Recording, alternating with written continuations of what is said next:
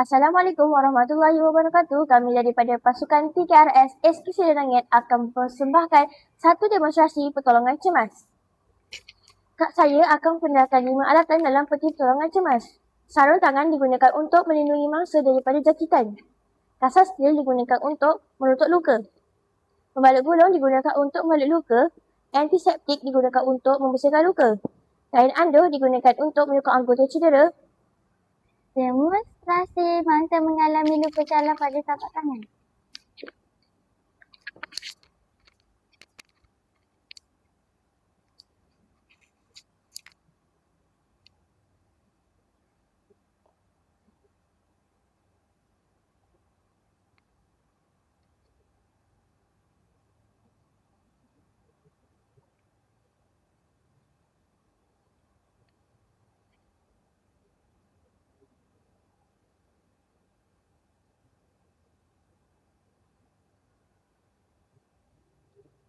Demonstrasi mangsa mengalami luka di dahi.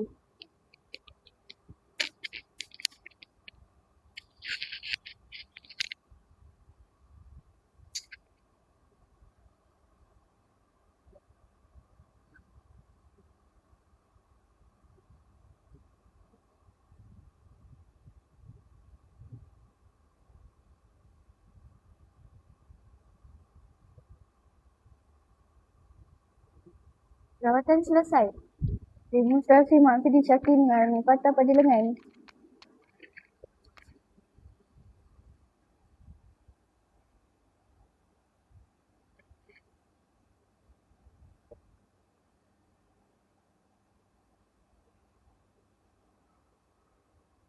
Rawatan selesai.